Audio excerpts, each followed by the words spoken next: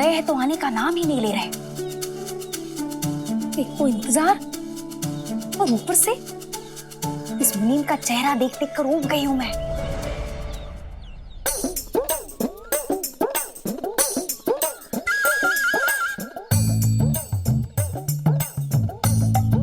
लगभग सभी घरों से सोना आ गया है। अच्छा है, अच्छा है।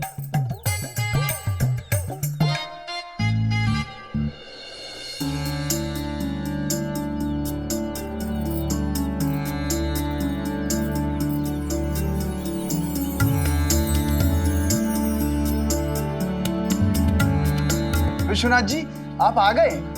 थोड़ा सा आप आएंगे, मुझे काम था आपसे।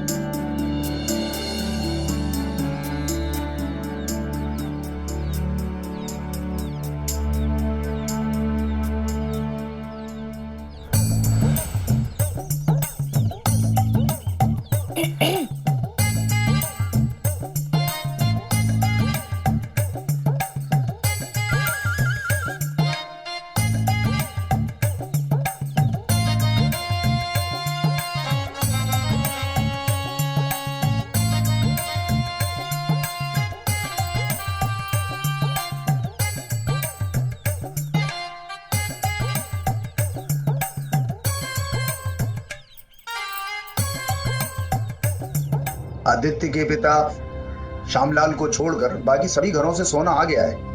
मुंशी जी, श्यामलाल बहुत गरीब है, इसीलिए मैंने उसे पैसा इकट्ठा करने के लिए कुछ समय दिया है। हम लोग इंतजार करेंगे। आप देखिए, बाकी सबने पैसे दिए हैं।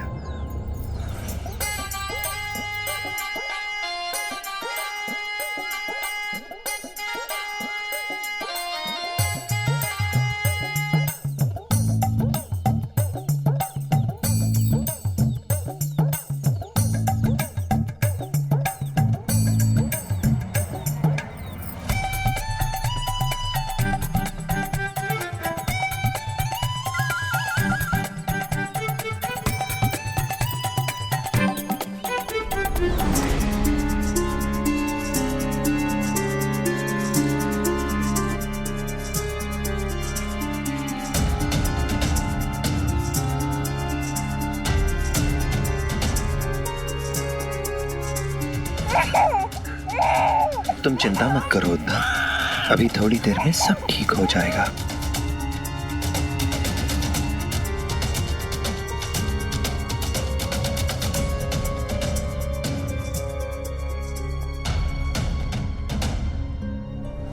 मैं अभी साई को लेकर आती हूँ और साई ये सिद्ध करेंगे कि उन्होंने तुम्हारा बाजा तोड़ा नहीं है, बल्कि वो इसे फिर से पहले जैसा बना देंगे। क्या करूँ मैं? अभी साई को टोकना ठीक नहीं होगा। साई की जरूरत अभी उस बच्चे को है। जब तक ये पात्र उसके पैरों से निकल नहीं जाता, मुझे इंतजार करना चाहिए।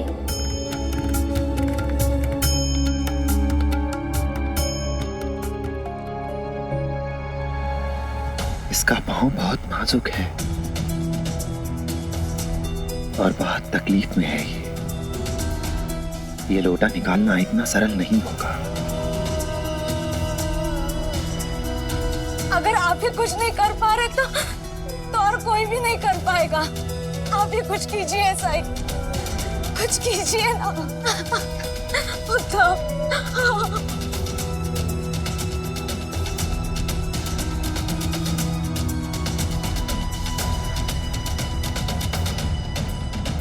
वो अंता जी, बड़ी देर हो गई, झिपड़ी अभी तक नहीं आई। समय मिला है तो केशव को और भड़काते, वरना अगर साई आ गया तो मुश्किल में हम पड़ जाएंगे। सही कहा पंता जी। किसकी राह देख रहे हो केशव? मैंने तो पहले ही कहा था, कोई आने वाला नहीं है। ना साई आने वाला है, ना झिपरी। ये सब लोग ऐसे ही है। ये सब झूठ बोलते हैं और अपना भांडा फूटने के बाद यहाँ से भाग जाते हैं, है कि नहीं अंता जी? हाँ पंता जी, आना होता तो अभी तक आ चुके होते। खंडर थोड़ी ना ज्यादा दूर है।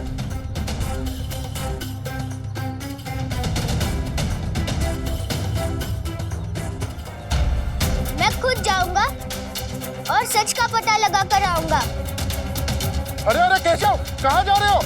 द्वारका माए।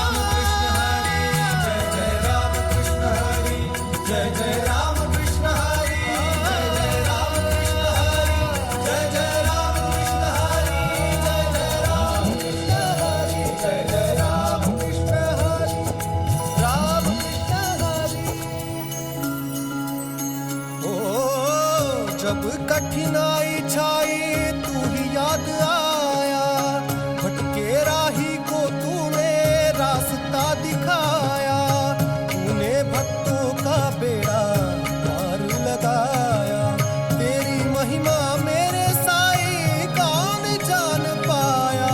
ओम साई ओम साई ओम साई ओम साई ओम साई ओम साई ओम।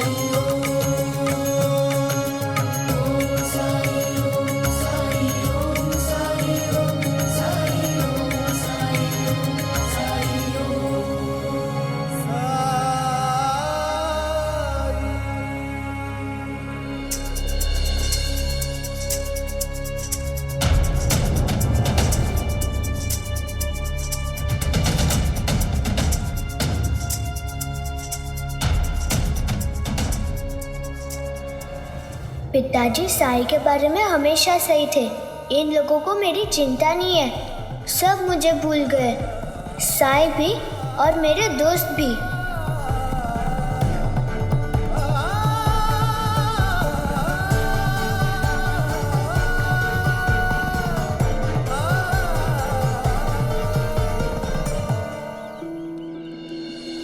श्यामा, तुम्हारा बच्चा पूरी तरह से स्वस्थ है।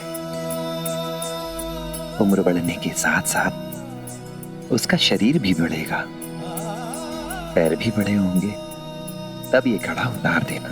मैं तो ये सुनिश्चित करूंगा साईं कि किसी ना किसी रूप में ये कड़ा हमेशा मेरे बच्चे के साथ ही रहे। इसमें आपका आशीर्वाद जो है मैं इससे कभी अलग नहीं होने दूंगा। राम जी भला करें।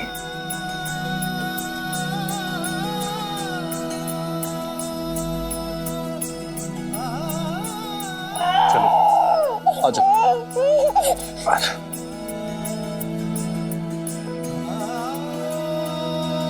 शुक्रिया साई। चलते।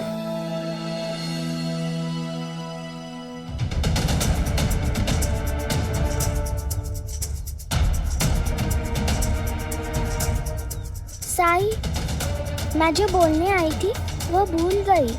जल्दी चलो मेरे साथ, पता नहीं केशव को क्या हो गया है। चलो।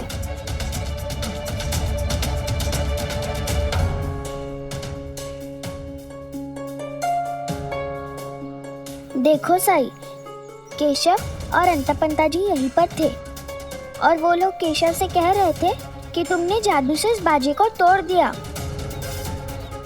और वो बुद्धू भी उनके बातों पर विश्वास कर बैठा। वो बहुत दुखी और उदास था साई। उसे उसका बाजा बहुत पसंद था। बाजे के टूटने से ज्यादा दुख उसे तब हुआ जब वो शैतान अंतापंता उसे कह रहे थे कि तुमने उस बाजे को तोड़ दिया। मैंने तोड़ दिया? उसकी मदद करो साई। ठीक है लक्ष्मी।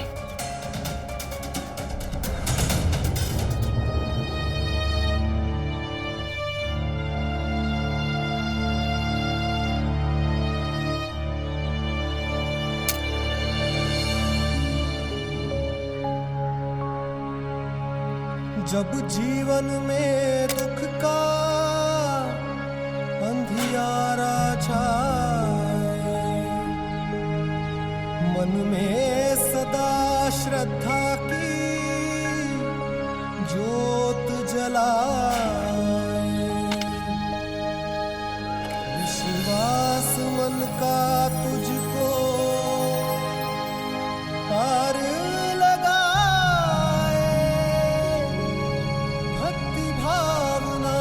श्रद्धा से जो शीश झुकाए, साई ओम, साई ओम, साई ओम, साई ओम, साई ओम।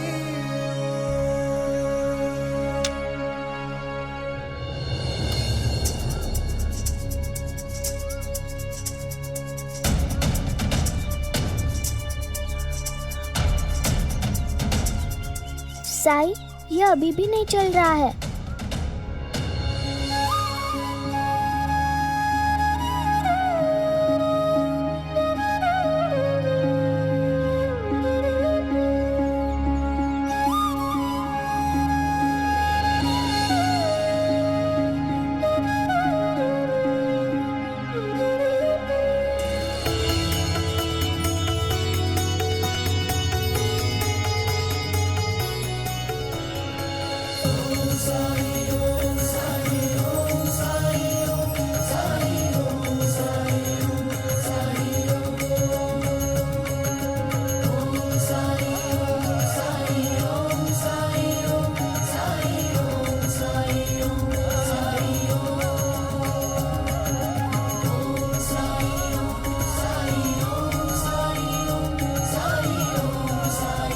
अरे वाह साई, तुमने तो इसे बड़ी आसानी से जोड़ दिया।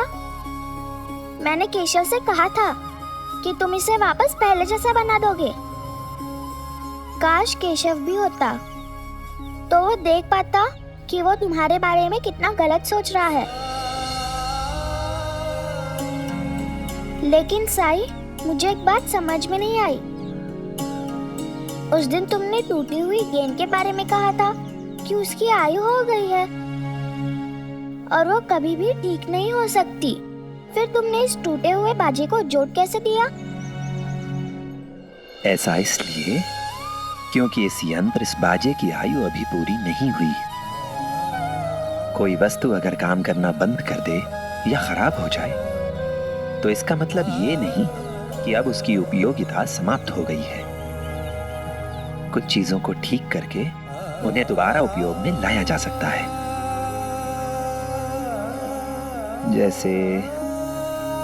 जैसे तुम अपने टूटे और खराब कंडों को दोबारा जोड़कर नए कंडे बना सकती हो, परंतु जले हुए कंडों की राख से दोबारा नए उपले नहीं बनाए जा सकते। मैं तुम्हें गेंद और बाजी के बारे में पूछ रही हूँ और तुम मुझे उपलों के बारे में समझा रहे हो।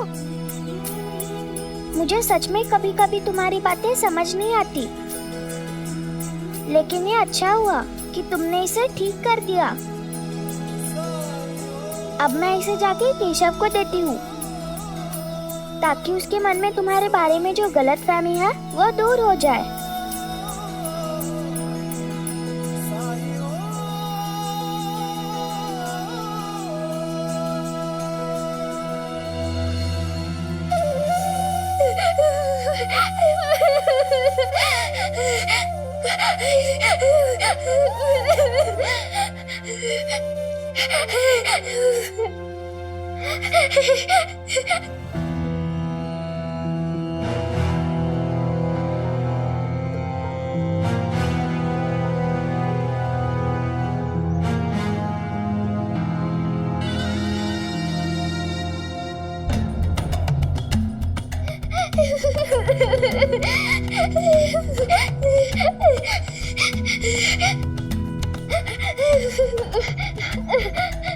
केशव, बस कर बेटे, बस कर। कितना रोएगा? इतना रोने से क्या लाभ बताओ? केशव, ग्रामोफोन टूट गया, कोई बात नहीं, नया आ जाएगा। लेकिन तुम्हारा जो भरोसा टूटा है ना, उसका क्या? अपनी आंखों से देख लिया तुमने, तब तुम्हें विश्वास हो गया। लेकिन आरंभ से मैं तुम्हें बताने का, समझाने का प्रयास कर रहा था कि साई कोई महान आत्मा नहीं है। तंत्र मंत्र करने वाला, जादू टोना करने वाला तांत्रिक है वो बस।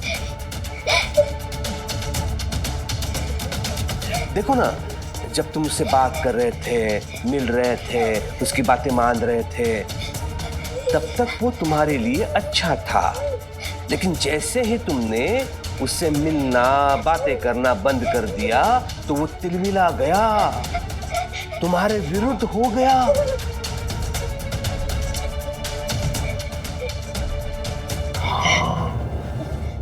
तुम्हारे मित्रों को उसने भड़काया और यहाँ तक कि उसने शिरडी वासियों को भी तुम्हारे विरुद्ध भड़काया। इतने से जी नहीं भरा तो बेटे उसने तुम्हारा ग्रामोफोन तोड़ दिया। हरिओम हरिओम। ऐसे लोगों से तो दूर रहना अच्छा है। मैं तो कहता हूं ऐसे लोगों की परछाई भी नहीं पड़नी चाहिए तुम पर। ऐसे लोग ना तुम्हारे कभी मित्र बन सकते हैं ना शुभ चिंतक।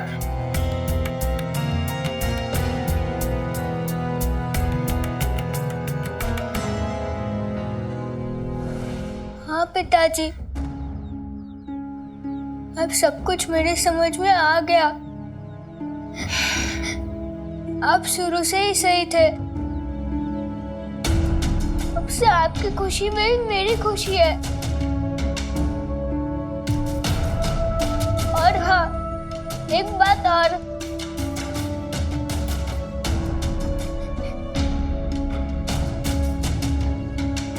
मैं बताना चाहता हूँ कि मैं लंदन जाने के लिए तैयार हूँ। अब मैं शिरडी में बिल्कुल नहीं रहना चाहता हूँ। मुझे शिरडी बिल्कुल नहीं अच्छी लगती।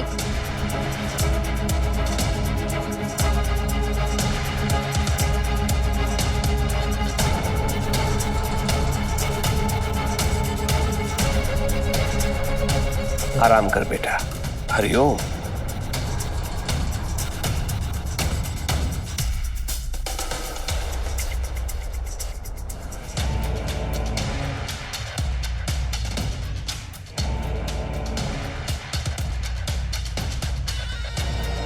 इतने वर्षों के परिश्रम के पश्चात मैं अपने पुत्र को साई के चंगुल से निकालकर अपने पक्ष में करने में सफल हुआ। हरिओम।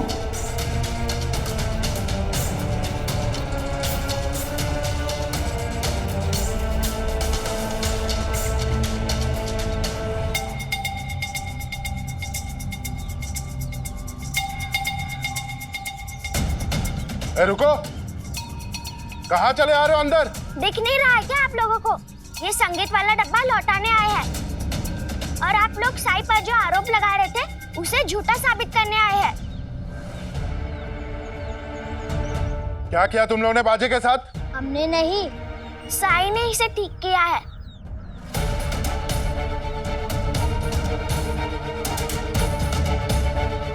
और झूठ बोल लिया तुम दोनों ने। अब बक्सा हमारे हवाले करो, निकलो यहाँ से। नहीं, ये आपका नहीं है, केशव का है। उसे हम ही देंगे। बुलाओ उसे। हाँ, बुलाओ उसे। तुम दोनों हमें आदेश दे रहे हो? हम केवल कुलकर्णी सरकार का आदेश मानते हैं। बक्सा रखो और जाओ, निकलो यहाँ से। आप केशव को बुला रहे हैं या नहीं? अगर नहीं बुला रहे हैं तो हम लोग खुद अंदर जाके उसे ये बक्सा देकर आते हैं। ए जिप्री, तेरी इतनी हिम्मत, तू कुलकर्णी सरकार के वाड़ा में आएगी? तू तो क्या, तेरी परछाई भी इस पवित्र घर पे नहीं आ सकती। इन लोग से जरा सी बात क्या कर ली, सर पे चढ़ जाते इन लोग। भूल जाते हैं कि ये लोग नीच जात के हैं। चलो बक्सा दो और निकलो यहाँ से। और केशव के पास इतना समय कहाँ है कि तुम जैसे छोटे लोगों के साथ अपना वक्त बर्बाद करे।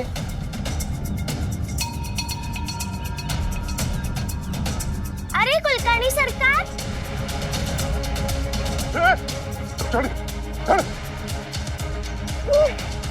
हमें डराती है? तू क्या कान के नीचे? सुनिए, हाँ? कुलकर्णी सरकार ने मुझे बुलाया है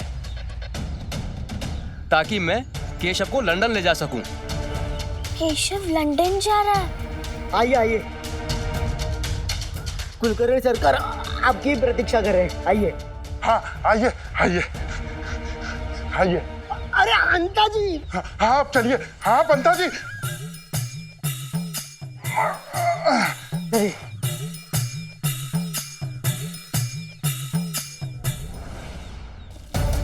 क्या क्या?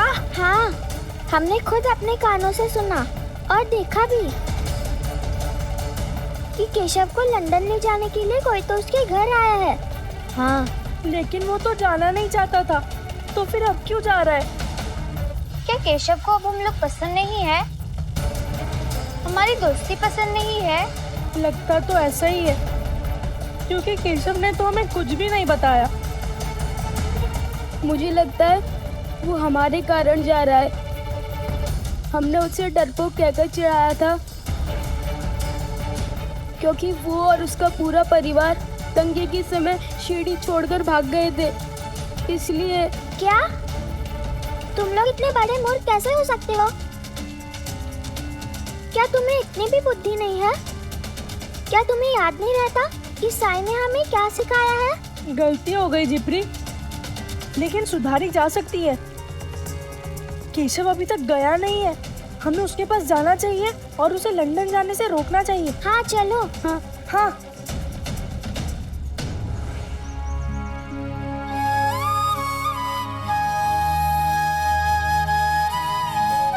भिक्षाम दे।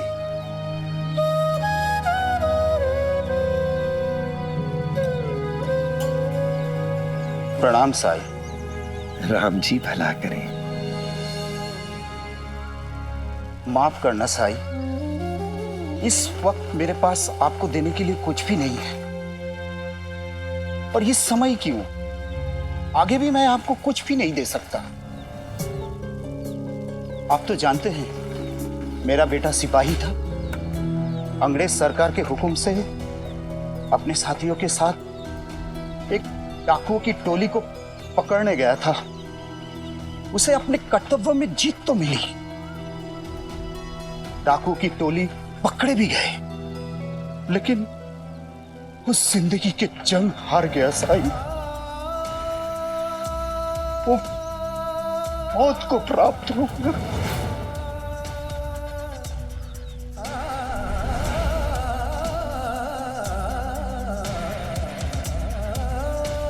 संभालिए खुद को।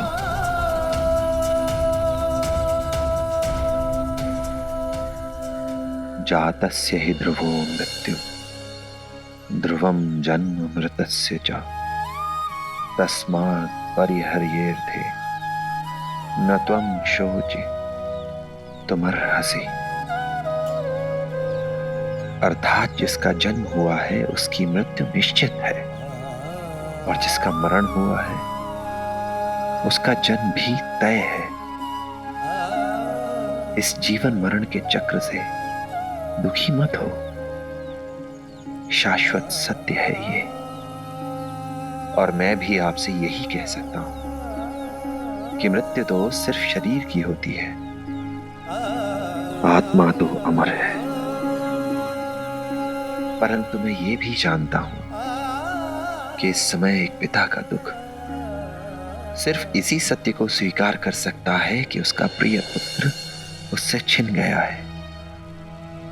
मनुष्य स्मृतियों के सहारे जीता है और स्मृतियों को मिटाया नहीं जा सकता।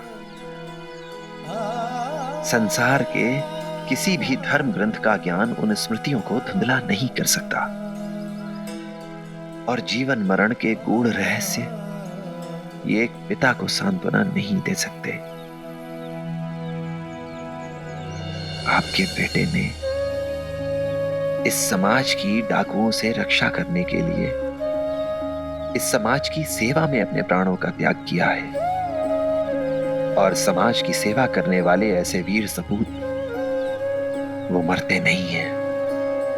वो अपने कर्मों से हमेशा के लिए समाज में अमर हो जाते हैं। आपका बेटा भी जीवित है। इस इलाके की सुरक्षा में, इसकी शांति में, इस इलाके के सुकून में जिंदा है वो, और वो हमेशा अमर रहेगा। अपने स्वार्थ के लिए जीने वाले बहुत से लोग होते हैं, पर दूसरों की सेवा में, उनकी सुरक्षा में निस्वार्थ प्राण त्याग देने वाले इस वीर पिता के वीर सपूत कम ही होते हैं। मैं समझ सकता हूं उसकी मृत्यु का दुख स्वाभाविक है, लेकिन यह दुख उसके बलिदान, उसके जीवन की सार्थकता पर जो प्रसन्नता होनी चाहिए, कहीं उसे कम ना कर दे। इसका भी तो ध्यान रखना होगा ना आपको।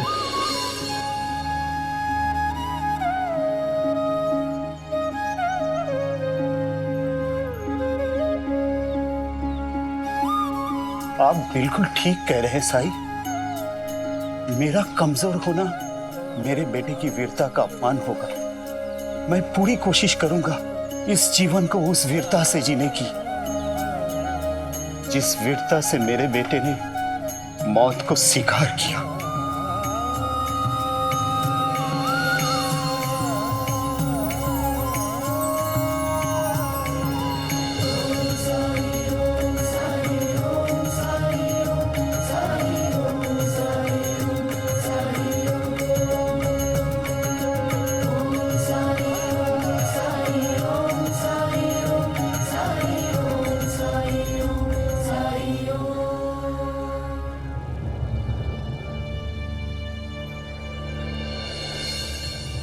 क्या सोच रहे हो विश्वनाथ?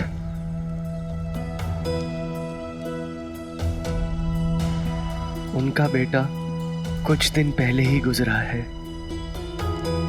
ऐसे समय में मैंने लोगों को टूट कर बिखरते हुए देखा है, समझाने वाले पर बिगड़ते हुए भी देखा है, मगर वो तो आपकी बात बहुत शांत होकर सुन रहे थे।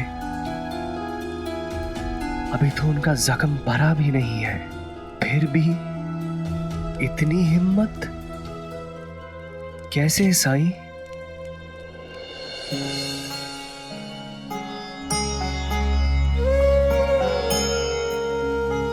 हिम्मत तो हमें सत्य देता है, सत्य की अनुभूति और सत्य को स्वीकार कर लेना। ये हमारे लिए शक्ति का स्रोत बन जाता है। शायद उस दुखी पिता को भी इस बात की अनुभूति है कि उसके बेटे के जीवन का उद्देश्य पूरा हो चुका है। जीवन उद्देश्य?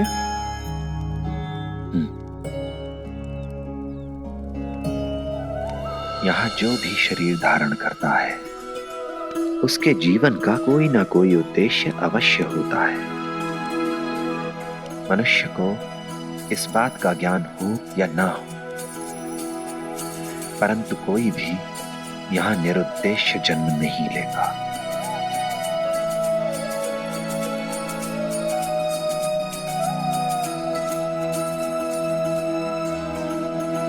साईं, फिर तो मेरे जीवन का भी कोई उद्देश्य होगा। साईं मुझे बताइए ना, मेरे जीवन का मकसद क्या है? जब समय आएगा तो तुम खुद जान जाओगे। लेकिन साईं, ये कैसे पता चलेगा कि यही वो उद्देश्य है? जब वो अनुभूति होगी तो मन किसी भी विकल्प की इच्छा नहीं करेगा। उस कार्य से महत्वपूर्ण कुछ भी नहीं होगा तुम्हारे लिए, न धन, न प्राण, न सुख की इच्छा, न दुख का भय, न क्रोध, न लोभ, न मोह, न चिंता, कुछ भी नहीं। सिर्फ तुम्हारा उद्देश्य और तुम शेष बचोगे।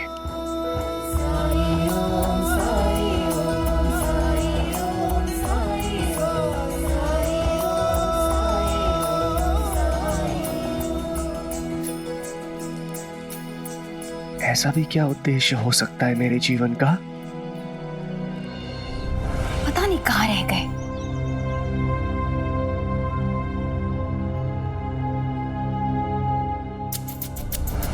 अरे कहाँ थे आप? अरे वो मैं थोड़ा सामान लेने गया था, बात। खैर वो छोड़िए, लेकिन ये तो पता होना चाहिए ना कि केशव आज ही लंदन जा रहा है। आज ही? लेकिन इतनी जल्दी क्या थी? मुझे तो लगा वो रुक्मणी वहिनी के आने के बाद जाएगा। विश्वनाथ,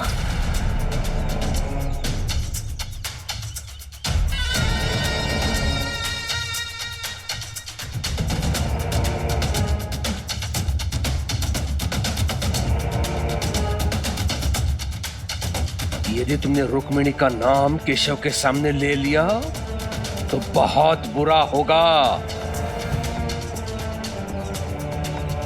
एक दिन क्या, एक पल भी मैं विलंब नहीं कर सकता उसे लंदन भेजने में। बहुत कठिनाई से केशव ने अपनी सहमति दी है। यदि विलंब हुआ ना तो सब कुछ बिगड़ सकता है विश्वनाथ।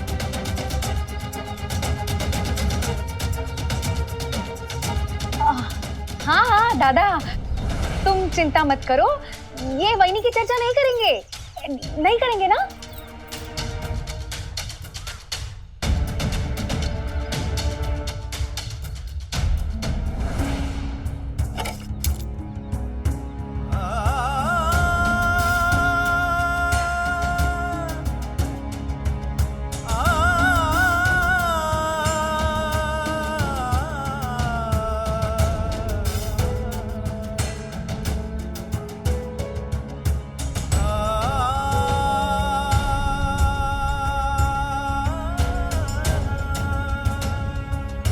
काश मैं लंदन जाने से पहले माँ से मिल पाता।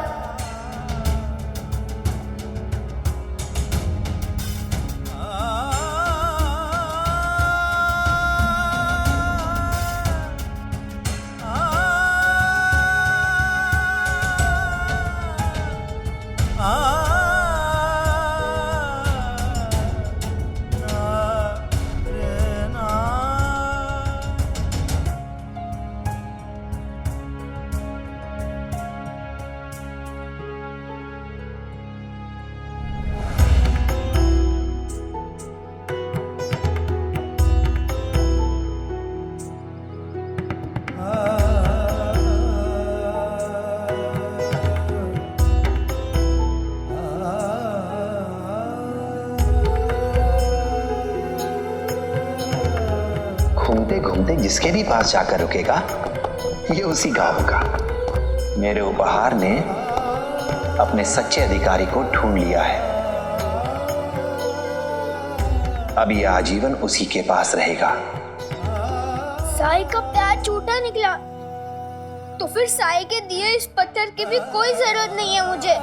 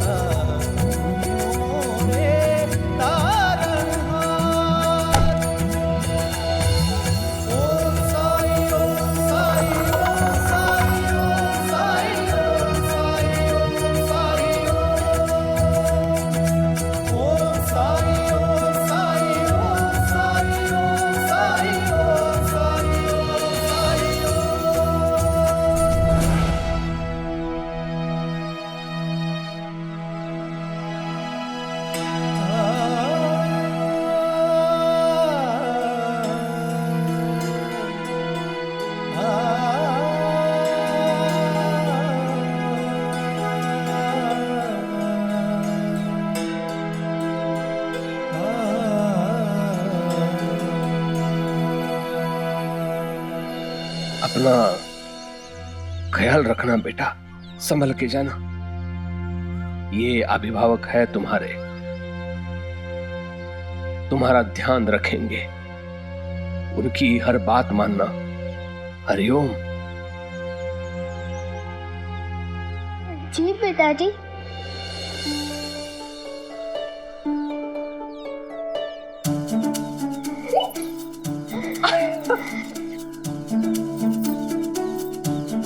अपना ख्याल रखना। बस बस बस, मन लगाकर पढ़ाई करना और अपने खाने पीने का पूरा ध्यान रखना, ठीक है?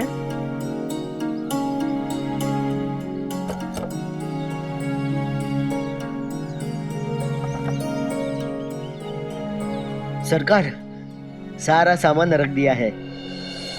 केशव, हमेशा खुश रहना। हम यहाँ रोज अभ्यास करेंगे। जब तुम लौट के आओगे ना, तो चिड़िया उड़, कौवा उड़ गए, तुमको हराएंगे।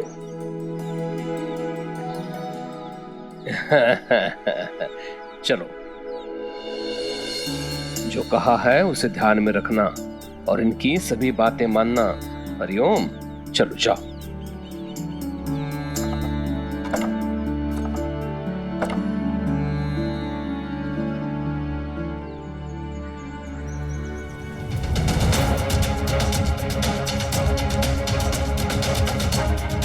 हरिओम, ये बच्चे इधर क्यों आ रहे हैं?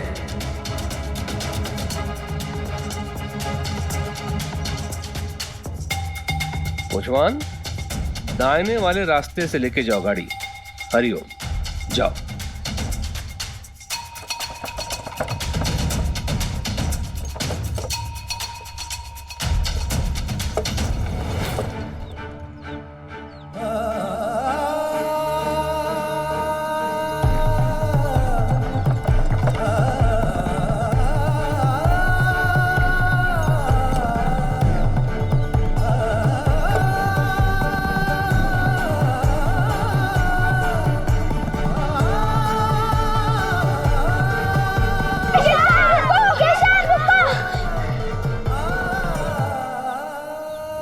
जिप्री, केशव को हम नहीं रोक पाए।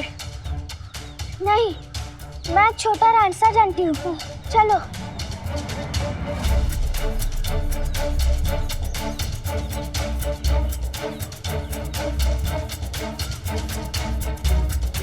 हम लोग यहाँ क्यों रुके हैं जिप्री? केशव की गाड़ी यहीं से गुजरेगी। जिप्री, कहाँ गई केशव की गाड़ी? अब तक तो आ जानी चाहिए थी। मैं कैसे बता सकती हूँ?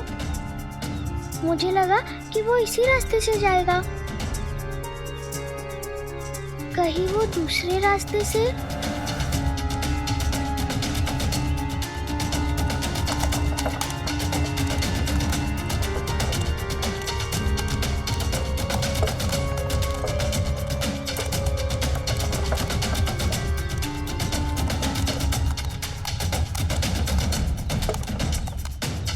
बच्चों को देखकर ये मैंने सुनिश्चित कर लिया था कि कोई भी केशव से ना मिल पाए, इसलिए मैंने गाड़ी दूसरे मार्ग से भेज दी।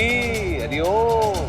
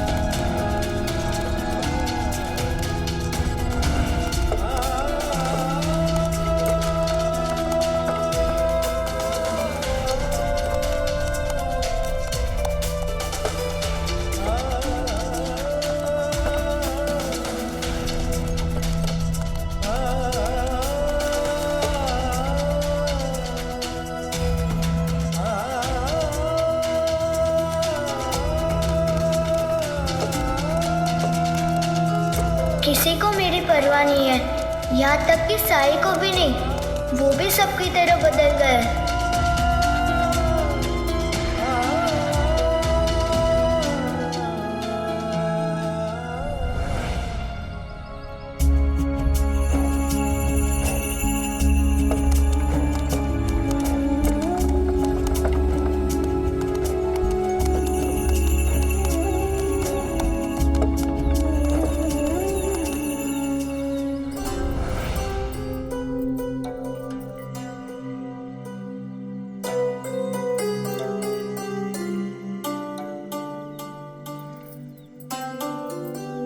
केशव के बिना कुछ भी अच्छा नहीं लग रहा।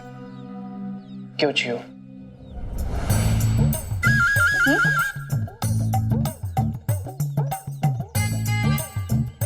हाँ, मुझे भी कहाँ अच्छा लग रहा है, लेकिन जीवित रहने के लिए खाना तो पड़ेगा ना। आप लोग भी खा ही लो, खा लो खा लो। वो तो हम सब जानते हैं च्यों, लेकिन तुम भी थोड़ा धीरे धीरे शांति से भोजन करो। खाना कहीं भागा नहीं जा रहा है। हाँ, अरे दादा, मैंने सोचा आज थोड़ा पेट भर के खा ही लेती हूँ। हर दिन हर समय तो यही सोचती रहती है तू, इसमें नया क्या है? हरिओम। क्यों, आज ऐसी क्या खास बात है जो तुम इतना पेट भर के खा रही हो? कल मैं पेट भर के इसलिए खा रही हूँ क्योंकि कल पूर्णिमा है और मैं वट सावित्री का व्रत रखने वाली हूँ।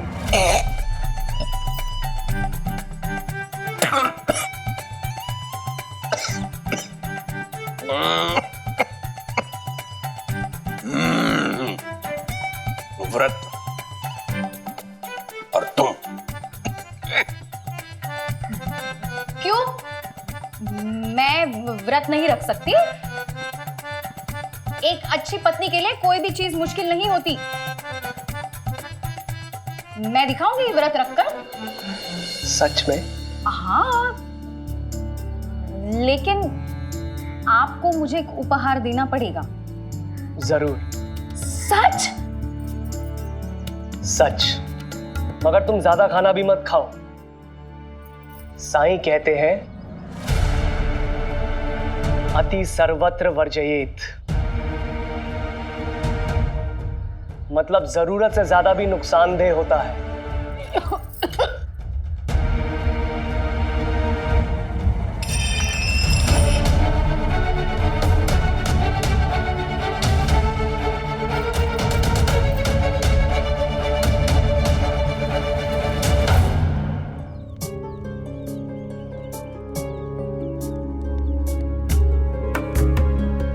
साई, मेरी पत्नी बहुत अस्वस्थ है। यहाँ बिठाओ इन्हें। हाँ बेटा।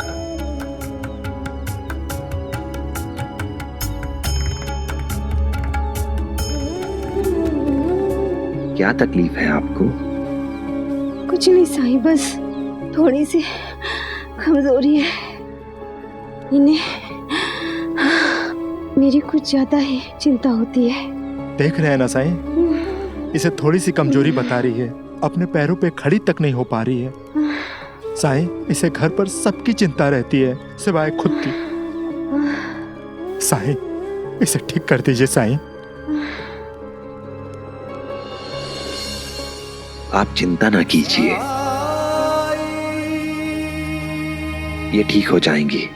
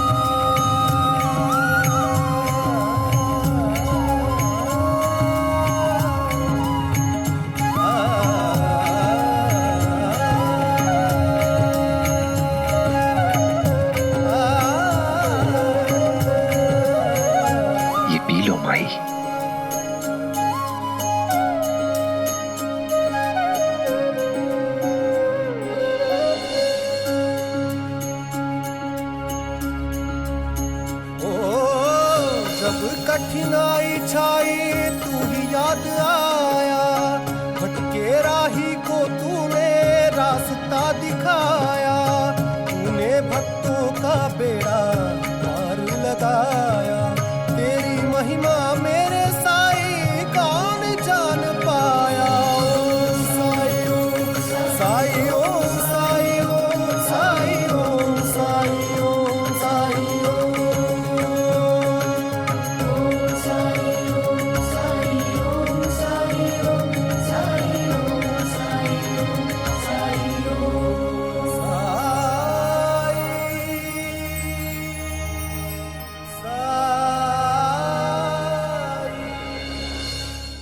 ऐसे और भी मज़ेदार वीडियो के लिए हमारे चैनल को लाइक, शेयर और सब्सक्राइब करें।